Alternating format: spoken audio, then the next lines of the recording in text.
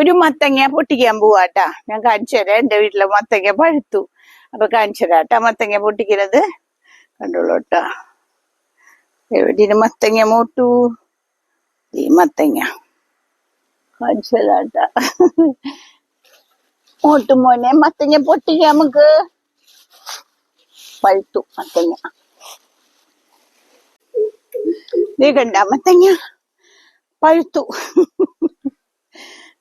പഴുത്ത മത്തങ്ങ കഞ്ചരാട്ട.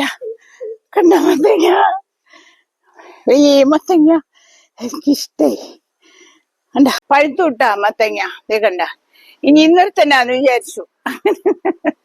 അങ്ങനെ തന്നെ പൊട്ടിച്ചിട്ട് വന്നു. അല്ലെങ്കിൽ എന്താ അറിയോ, ചെലപ്പോ വല്ലതും കൊത്തിയാലോ. കൊത്തിയാ പിന്നെ നമുക്ക് കഴിക്കാൻ പറ്റില്ലല്ലോ. പഴുത്തു തുടങ്ങി. അസല് മത്തങ്ങ.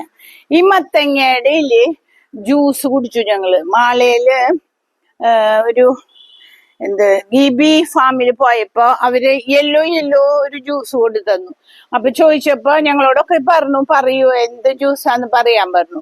അപ്പൊ നോക്കുമ്പോ ലാസ്റ്റ് അവര് പറഞ്ഞു ഇത് മത്തങ്ങ ജ്യൂസ് എന്ന്.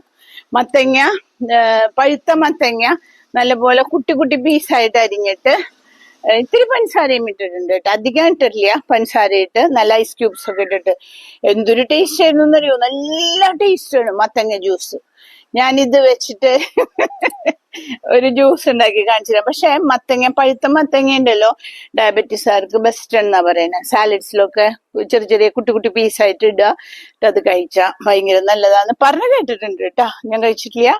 അപ്പൊ ഇത് ജ്യൂസ് ഉണ്ടാക്കിയിട്ടും കൂട്ടാനുണ്ടാക്കിയിട്ടും മത്തങ്ങയും പയറും എരിശ്ശേരി, പിന്നെ മത്തങ്ങയും പയറും ഓലൻ.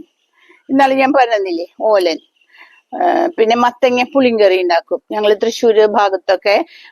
പരിപ്പും മത്തങ്ങയിട്ടിട്ട് നാളികേരമൊന്നും അരക്കില്ല.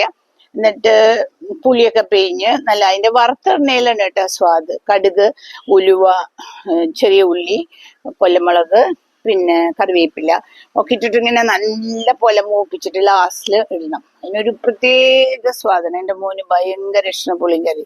മോൾക്ക് ഇഷ്ടമല്ല കേട്ടാ പുളിങ്കറി. അങ്ങനെ അപ്പൊ കണ്ടില്ലേ എന്റെ മത്തങ്ങ?